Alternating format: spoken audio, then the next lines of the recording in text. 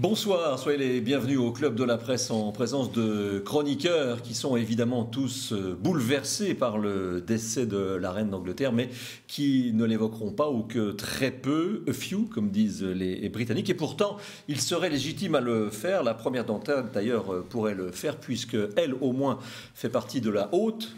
Anaïg Haute, France Bleu, bonsoir. Bonsoir. Ça vous a touché ? Oh, ça fait quelque chose quand même. C'est plus pour le côté historique. Tous autant qu'on est, on n'a pas forcément connu directement. Le monarque. On n'en a pas connu, non.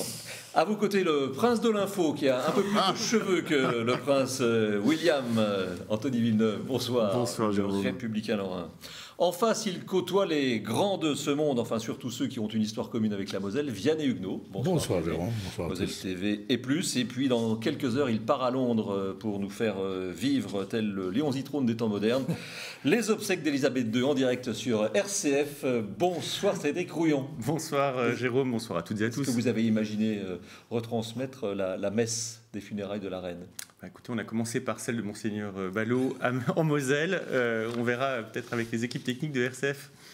Dans quelques temps. Merci à tous les quatre d'être avec nous. On voit tout de suite vos coups de gueule et vos coups de cœur. Commencer avec vous, tiens, Cédric Rouillon, puisque les téléspectateurs qui suivent assidûment cette émission le savent, vous m'envoyez des informations un peu avant pour ne pas me prendre de cours, et je n'ai pas très bien saisi, à vrai dire, ce que vous souhaitiez nous dire ce soir. En fait, c'est parce que je partageais une forme de confusion. On en parlait encore ce matin avec la rédaction justement de RCF Jéricho-Moselle,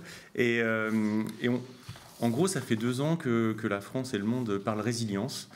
Et on rentre dans une séquence avec notamment la crise énergétique, où en tout cas, nous, on a du mal à en parler. On a du mal à en parler parce qu'on se prépare à une forme de catastrophe qui est devant nous. On regarde ce qui se passe notamment au Royaume-Uni avec une envolée des prix, des gens qui ne sont pas en capacité de payer. On regarde du côté de l'Allemagne, où on voit les difficultés qui sont un peu semblables. Et en France, on vit dans une espèce de bulle aujourd'hui. On fait l'autruche. On fait l'autruche, je crois. Et ce qui me choque, c'est qu'on n'a pas réellement l'impression que la France se prépare à l'après-bouclier tarifaire. On n'a pas l'impression vraiment que les gens on gagne du temps.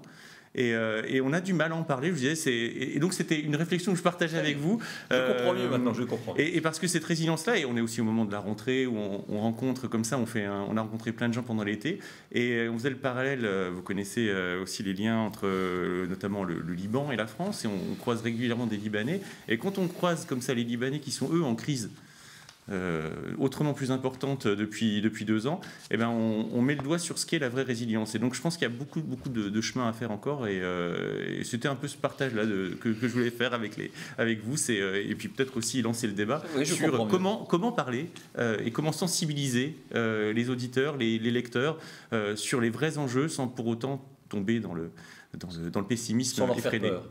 Anthony Villeneuve, c'est une bonne question, ça. Vous n'avez pas 4 heures, vous avez quelques instants pour nous faire part de vos commentaires. Non, mais c'est vrai que c'est une question très importante, d'autant que, comme Cédric l'a dit, aujourd'hui en France, le bouclier tarifaire masque une réalité dont les gens ne se rendent pas encore bien compte, même si malgré le bouclier tarifaire, il va y avoir des augmentations du coût de l'énergie extrêmement importantes qui vont avoir des conséquences majeures cet automne et cet hiver. En tout cas, il y a une prise de conscience à opérer. Moi, je trouve qu'elle existe déjà, notamment dans les nouvelles générations, qui sont vraiment dans cette optique-là. Mais il y a encore des générations qui se sentent un peu éloignées de ces enjeux et de ces nécessités. On vit un peu sous perfusion en France avec beaucoup de systèmes. Il y a beaucoup de chèques ceci, chèques cela qui permettent de faire une sorte d'amortisseur, Anaïg. Après, il y a quand même des difficultés aussi. Oui, il y a ce côté un peu amortisseur. Il y a quand même des gens qui sont en difficulté, qui sentent l'inflation dans leur quotidien. Moi, je trouve qu'il faut aussi faire attention au côté trop donneur de leçons qu'on peut parfois avoir, que les politiques peuvent parfois avoir. Il y a des gens aussi qui sont vraiment en galère, à qui on dit est-ce que vous pouvez encore baisser le chauffage. Il y a des gens qui se chauffent déjà pas beaucoup en France. Voire pas du tout. Et donc, je pense qu'il faut aussi faire attention à ça, même si bien sûr tout le monde a des efforts à faire. Allez, on passe chez Vianney Huguenot. Vous allez nous parler d'un endroit que l'on connaît bien, mais qui n'est pas celui que l'on croit. Là aussi, il y a un piège, puisque vous allez nous parler de Colombey est une fête. Ouais. Et alors là aussi, quand j'ai reçu votre information, je me suis dit, tiens, il va nous parler du Grand Charles. Ouais, oui, eh bien non, pas du tout. Vous allez nous parler des propriétaires. Vous allez nous parler des propriétaires avant le Grand Charles. Ouais, c'est très très intéressant, le bouquin qui vient de sortir d'Aurélie Chénaud. Alors c'est vrai que j'ai trouvé ça dans la rentrée littéraire où quand même on nage entre les futurs primés et puis on se noie sous Virginie Despentes et Virginie Despentes encore. Et puis des fois, on trouve des perles comme ça dont on ne parle pas, Aurélie Chénaud, qui découvre un truc formidable. Et les journalistes au journal de la Haute-Marne, et découvrent qu'avant De Gaulle, à la Boisserie, vivait un couple d'Américains, les Jolas, qui en fait ont fondé une revue qui était la revue Transition, qui était une grande revue littéraire américaine, qui a fait connaître plein d'écrivains européens aux États-Unis. Et tout se passe là, à Colombey, dans cette boisserie. On retrouve à Colombey les Gide, les Desnos, Jouando, ils sont tous là, ils viennent là. Il y a un bouillonnement intellectuel intense. Et je trouve que c'est une perle. En plus, les Jolas, qui ont été donc les locataires de cette maison, ont des origines lorraines, puisque la famille habitait Forbach, et lui, Jolas, a notamment fait le séminaire de Montigny-les-Metz. Tout nous ramène à la Moselle, finalement. Livre que je vous recommande, Colombey est une fête. Colombey est une fête d'Aurélie Chénaud, c'est son premier ouvrage. Anaïg, un lien avec l'actualité. Vous êtes maline. Ah, vous avez vu ça? Oui. C'est mon métier, hein, l'actualité. Moi, j'ai envie de vous parler d'un entrepreneur mosellan de Terreville, plus précisément. Hervé Liliou, c'est son nom. Il a remporté dernièrement, je vais essayer de parler anglais, donc ça ne va pas être brillant, je vous préviens, le Queen Award for Enterprise, you know. Et c'est un prix pour les entreprises et pour son entreprise, lui en l'occurrence de conseil en santé. Et ce matin sur France Bleu Lorraine, il est en direct pour nous faire vivre un peu l'ambiance après la mort de la reine. Et ce que j'ai trouvé très intéressant dans ce qu'il disait, voilà, c'est que lui, il dit moi je suis arrivé en Angleterre, j'étais pas monarchiste, et finalement on s'y attache. Il a eu la chance pour son prix d'aller à Buckingham, où c'est le prince Charles à l'époque, futur roi, qui lui a donc remis ce prix. Et il raconte comment, en fait, quand on est en Angleterre, à la fin, on est obligé d'aimer la famille royale. Vous l'aimiez, la famille royale, au fait, Vianney Huguenot? Vous qui aimez beaucoup l'histoire. Pas la famille royale, parce que je trouve que les frasques des uns et des autres m'ont toujours vraiment, parfois même choqué. Mais Elisabeth II, je l'aimais beaucoup parce qu'elle avait d'abord une très grande classe, et puis il y avait ce petit côté rock'n'roll. Et c'était une femme, quand même, finalement, qui a épousé son époque, mais avec beaucoup de retenue. Elle est la première dans la famille royale qui va tweeter, par exemple, mais elle va conserver la façon de faire, de communiquer des personnalités politiques avec retenue, c'est-à-dire qui cultive aussi le secret. Et j'ai trouvé qu'elle avait beaucoup de classe aussi dans ce sens-là. Le dernier qui n'a pas encore évoqué son coup de gueule et son coup de cœur, vous parliez tout à l'heure de cette jeune génération qui avait pris conscience, qui commençait à prendre conscience des changements liés au climat. Là, en matière de prise de conscience, c'est un peu raté, puisque je vais vous montrer un extrait, et après on en parle. On voit cet extrait d'une conférence de presse juste avant un match Paris-Turin.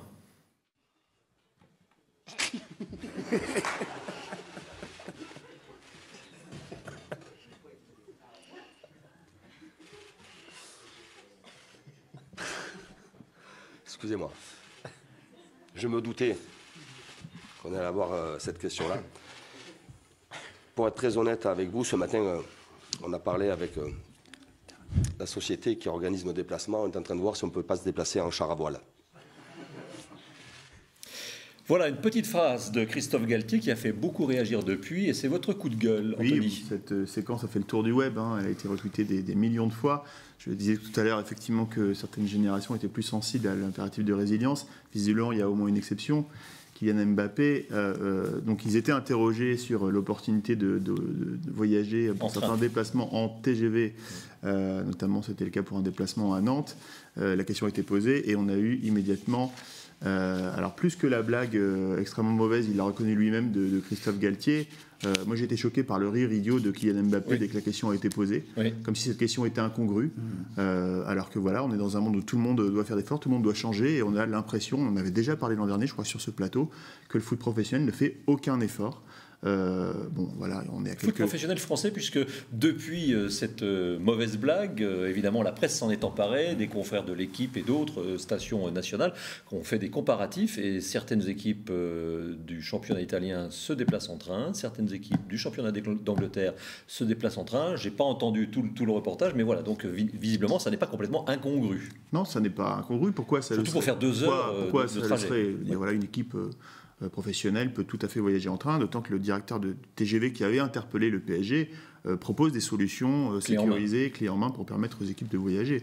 Donc après, très agacé par la séquence, et peut-être un peu rassuré par l'émoi que ça a suscité, et l'indignation générale que ça a suscité. C'est le bad buzz, Cédric Rouillon, là, pour Kylian Mbappé, pour le PSG, pour Galtier. Il faut se poser la question de la réalité quotidienne d'un Kylian Mbappé. Je pense qu'il vit avec, il fréquente au quotidien des gens, enfin quand on dit hors sol, le mot est même pas assez fort pour imaginer ce que peut être le quotidien d'un Neymar, d'un Messi. Enfin, c'est de notoriété publique que ces deux-là, par exemple, prennent régulièrement, enfin vont faire du shopping en jet privé à Barcelone, comme nous on prendrait la voiture. Donc je pense qu'il vit pour aller vraiment... jusqu'à Montigny. Voilà. Mais c'est vrai, donc c'est la réalité, le quotidien est tellement fort, le décalage est tellement fort qu'on a du mal, je pense, à se mettre à sa place. Oui, mais à contrario, ils ont une telle notoriété qu'ils pourraient prendre la parole pour défendre un certain nombre de valeurs. Et puis il y a des stars de cet acabit qui vivent dans des bulles aussi, mais qui ont l'intelligence aussi sur des sujets quand même qui sont gravissimes. On est quand même, on est en guerre, comme on disait, on l'a dit sur le Covid, on l'est beaucoup plus aujourd'hui par rapport à la situation climatique. Là, il y en a qui ont l'intelligence quand même de s'adapter. Moi, je pense que c'est aussi, on avait l'impression d'une blague de potage, deux gamins, oui. Franchement. Et il ne faut pas oublier non plus qu'il a 22 ans, 23 ans, c'est des gamins, ça reste des gamins quand même. Et c'est les joueurs de foot. Vous n'êtes pas habitué à ça en plus. Pas du tout. Il donne plutôt l'image dans le microcosme qui est le sien, d'être plutôt quelqu'un de réfléchi. Ouais, tout à fait. Après, peut-être pour aller un peu plus loin que cette polémique-là, ça a aussi soulevé une autre question. Je ne sais pas si vous avez vu l'entraîneur du TFOC. Oui. Qui dit en fait la SNCF propose au PSG de faire des trains qui les arrangent, parce que c'était ce dont parlait Anthony, c'est qu'il propose de faire des trains qui correspondraient en termes d'horaire, des trains spéciaux, et qui dit lui, en fait c'est galère au quotidien quand on est un club comme le TFOC de se déplacer en France aujourd'hui, les trains c'est pas forcément adapté, c'est compliqué, et ça a aussi permis peut-être d'éclairer un peu là-dessus. Non, bien sûr, la question mérite d'être posée. À mon avis, elle mérite d'être mise en débat. Moi, ce qui m'a plus choqué, c'est ce rire. C'est ce rire, comme quoi la question ne mériterait même pas d'être posée à leur alors, le lendemain, évidemment, la presse s'en est donnée à cœur joie, puisque c'était la veille du rendez-vous européen Paris contre la Juventus de Turin. Je ne vous donne pas la une de l'équipe, mais je préfère vous donner la une du Républicain Lorrain. Le lendemain de la victoire, c'est décollage réussi pour le PSG. Évidemment, voilà, ça s'appelle un petit tacle de la presse, mais ils ont tous... Kylian Mbappé était bien meilleur sur le terrain qu'en conférence de presse. Voilà, c'est ce qu'on lui demande, mais s'il pouvait être bon aussi en dehors du terrain, pour donner un exemple à la jeunesse, ce serait bien. Allez, on passe tout de suite à ce premier sujet de ce club de la presse.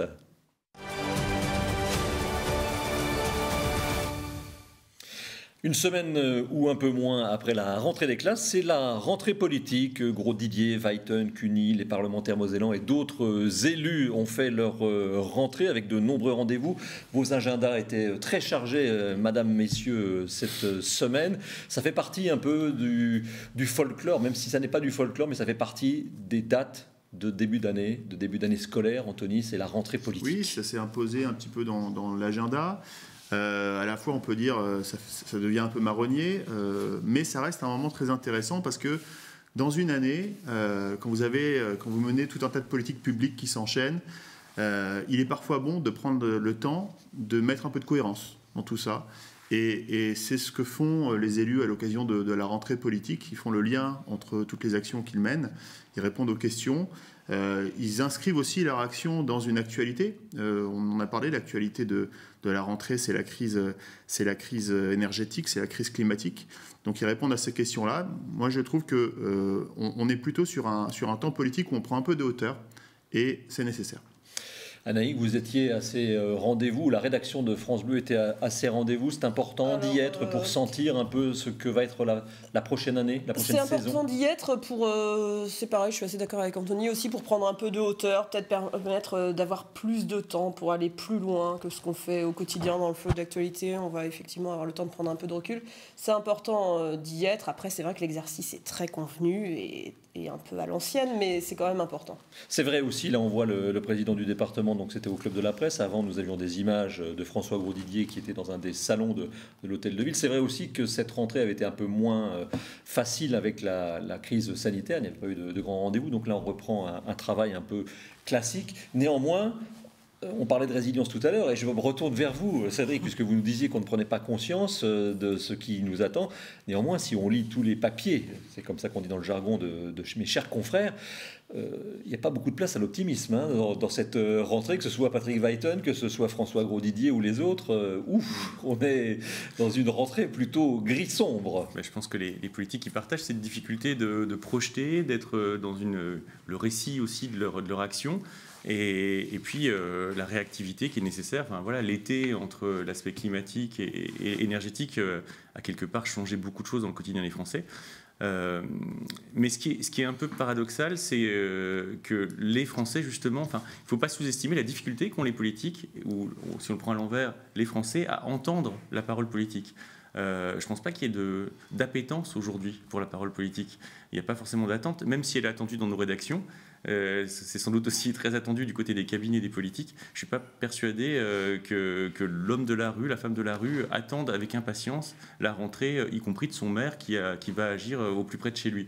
Et ça, c'est une vraie question, parce que nous, je vous dis tranquillement, on a parfois des coups de fil des auditeurs pour dire, bon, là, vous nous avez fait... on prend le temps aussi, nous, à l'antenne, d'étayer un petit peu, d'évoquer un peu longuement, de revenir longuement sur ces choses-là. On nous dit, franchement... ça dure un peu longtemps, quoi. Vous l'avez suivi. Et parfois, on feuilletonne un peu. Enfin, voilà, on essaye des formats qui sont différents aussi pour aborder les différents angles des enjeux locaux. Et c'est pas forcément audible du côté des gens qui regardent ça. Donc c'est un vrai schmilblick, je pense, pour les rédactions, mais aussi pour les communicants. Vianney Huguenot, vous avez le sentiment que ça n'intéresse personne, entre guillemets, parce que ces politiques et les cabinets se donnent du mal. On a vu là la rentrée physiquement des hommes politiques, mais ils étaient déjà rentrés un peu plus tôt dans la semaine, puisqu'ils avaient fait, que ce soit François Grosdidier, Pierre Cuny ou Patrick Weiten, un tour dans les établissements scolaires qui faisaient leur rentrée. Vous pensez que ça n'intéresse personne, comme le dit votre voisin? Non, je pense que ça intéresse les gens. Personne, tout dépend de la façon dont c'est pas ce que j'ai dit. Tout dépend de la façon avec laquelle on va décliner les choses. Souvent, une conférence de presse de rentrée d'un politique, c'est des choses qu'on prend et qui vont être étalées qui vont être traitées dès le lendemain, mais dont certains sujets vont être conservés pendant des mois, qui vont être retraités. Je crois que c'est d'abord... c'est l'occasion d'une rencontre. Et je crois que le terme, vous évoquiez le terme de temps, c'est essentiel. La grande conférence de presse de rentrée, c'est qu'on prend le temps dans un monde quand même où les politiques maintenant communiquent en tweetant, ça va très vite, c'est très superficiel. Et là, on prend le temps, c'est-à-dire qu'on a aussi l'occasion de donner du sens à une addition de décisions qu'on prend. Et je trouve que c'est extrêmement important, ces rendez-vous-là. Après, on sait, moi je l'ai vécu des deux côtés, je l'ai vécu en tant que directeur de communication avec un élu et en tant que journaliste après. On sait que c'est des rendez-vous qui sont hyper préparés, hyper bordés, avec des éléments de langage, des machins, on va trouver le petit slogan qui va bien, qui va faire sourire, machin. C'est comme ça que ça se passe. Donc après, c'est aux journalistes de décrypter, de contextualiser. Mais moi, je pense si que... le journaliste peut reprendre le slogan qui a été préparé par le cabinet, c'est mieux. Exactement. Ils attendent tous ça, d'ailleurs. Dans les cabinets, ils attendent tous ça. Ils attendent tous ça. Voilà. Mais c'est un moment qui, pour moi, reste essentiel dans la communication politique. Quand vous voyez Thionville, par exemple, qui va quand même parler aussi hausse de la taxe foncière, c'est quand même des choses qui vont toucher le quotidien des gens. Et ça, on va peut-être en parler tout de suite. Et dans ces confs de presse de rentrée, ce que vous ne voyez pas forcément, c'est que derrière nous, on va prendre un peu des billes, des choses qu'on n'utilisera pas tout de suite, mais qui nous serviront plus sur le long terme. Mais on peut quand même sortir un peu de concret sur les impôts, sur l'énergie. Il y a un peu de concret. François Grosdidier qui annonce la baisse du chauffage dans les écoles. Voilà, c'est des choses... Un peu de concret et pas beaucoup de polémiques, si ce n'est à Metz, avec évidemment l'opposition qui monte au créneau, notamment pour les navettes fluviales. Mais sinon, c'était plutôt calme, entre guillemets, cette rentrée politique, quelle qu'elle soit. Anthony? Oui, parce qu'on entre aussi dans une séquence électorale beaucoup moins dense que celle qu'on a connue l'année dernière. Voilà, on est dans une année où il n'y a pas d'élection, du tout d'ailleurs. Donc forcément... Ça vous surprend même, à tel point. Oui, mais ça nous repose. Ça nous repose. Donc forcément, la tension est un peu moins forte qu'elle n'a pu l'être par le passé. Il y a un débat qui est quand même largement relayé sur les réseaux sociaux, où on voit que les partisans, les défenseurs des uns des autres, voilà, on parle souvent de bulles de filtre, on voit qu'il y a un forcing aussi pour essayer de faire passer les messages que les journalistes auraient, sur lesquels, les slogans sur lesquels on n'aurait pas assez insisté. Allez, le dessin de Catherine sur ce premier thème, une conférence de rentrée en 2022, c'est dire que le Covid est terminé et aussi qu'on a encore de l'électricité. Voilà, pour combien de temps, on ne sait pas. En tous les cas, c'était l'œil de Catherine. Tout de suite, le deuxième thème nous emmène à la cathédrale.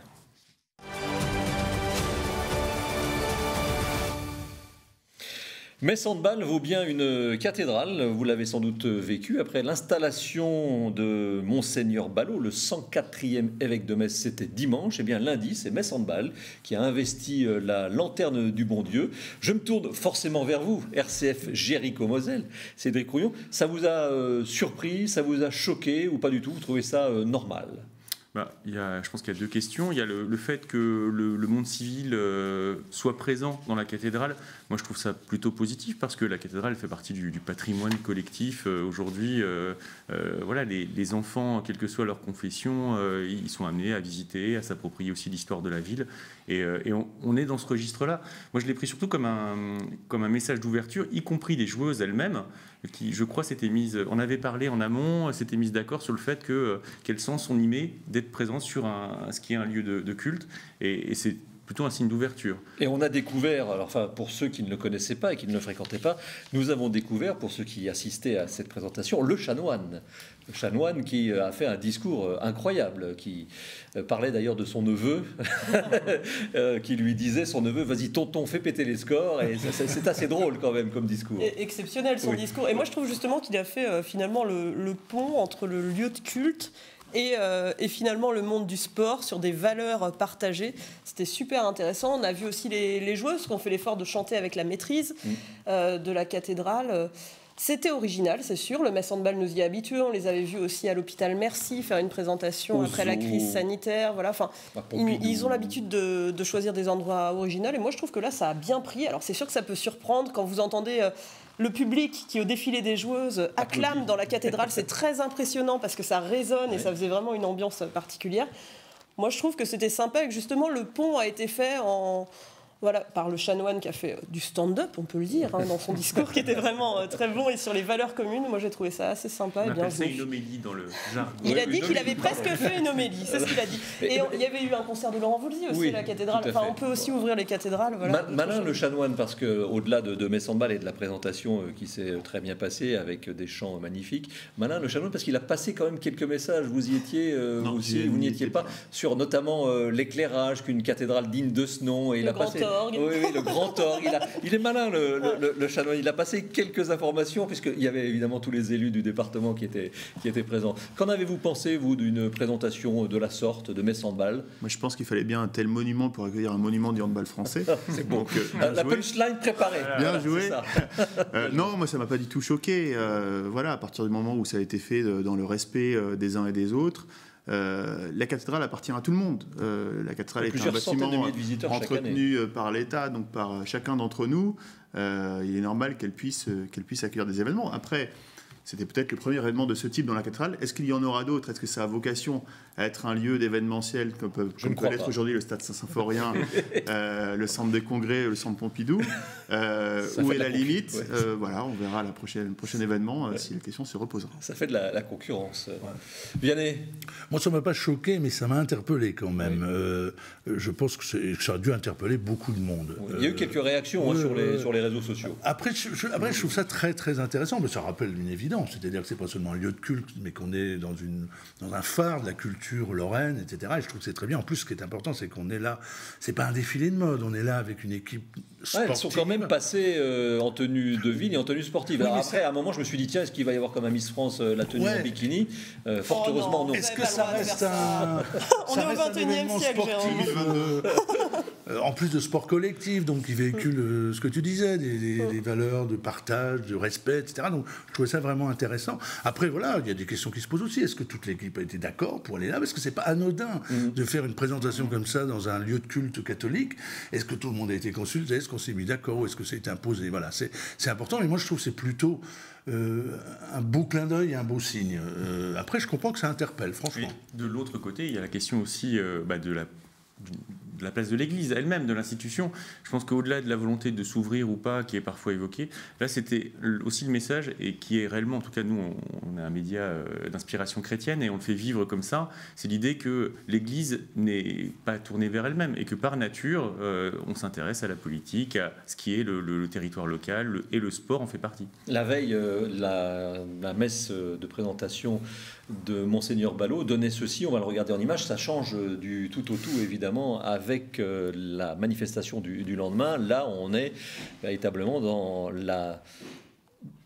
l'intérêt, ce que doit être une cathédrale. Donc il y avait du monde aussi, Cédric Rouillon, 1500 fidèles plus d'autres rassemblés dans une église, puisque là l'église aussi s'est faire moderne, il y avait retransmission en direct dans un autre lieu. Tout à fait. Et je pense au moins autant de personnalités politiques concordantes. Voire plus que le lendemain. Voilà, ce sont des images d'un sujet passé sur Moselle Info. Je vous propose le dessin de Catherine. Il est assez drôle. C'est l'évêque qui accueille les joueuses et qui dit « Excusez-moi, j'ai un peu mélangé les maillots entre foot et hand, puisque vous l'aurez remarqué, oui, il y avait un peu de grenade dans la tenue de l'évêque. » Ça porte un nom, monsieur le spécialiste Ah oui, mais je ne vais pas vous refaire toute la liturgie. D'accord, c'est parce que vous ne le savez pas, en fait. Tout décoller. Oui, ça porte un nom, sa tenue. Mais la couleur des évêques, c'est violet grenat, non? C'est ça. Alors, donc on n'est pas loin. Le FC Metz, c'est pas loin. La coiffe est en effet violette. Ah, j'ai quand même des beaux restes. Voilà. La citation en hommage à la reine Elisabeth II qui nous a quittés hier à l'âge de 96 ans et après 70 ans de règne. Ne nous prenons pas trop au sérieux. Aucun d'entre nous n'a le monopole de la sagesse, disait-elle. C'était à l'époque de la chute du mur ou un petit peu plus tard à la chute de l'URSS dans une réunion de grande semonde. Voilà. Avant de nous quitter, un au revoir, évidemment, le salut royal que nous allons tous faire pour se dire au revoir. C'était lors du jubilé de diamant, c'est ça ? Non, de platine, les 70 ans. Voilà, c'est le célèbre petit tour de main de la reine Elisabeth à côté de son fils qui devient, à partir de maintenant, le nouveau roi Charles III. Voilà, je vais vous demander tous de faire un petit effort, si vous voulez, autour de la table. Rien ne nous serait épargné. Très bien. À la semaine prochaine. Merci beaucoup d'avoir participé à ce Club de la Presse. Bonne soirée sur Moselle TV.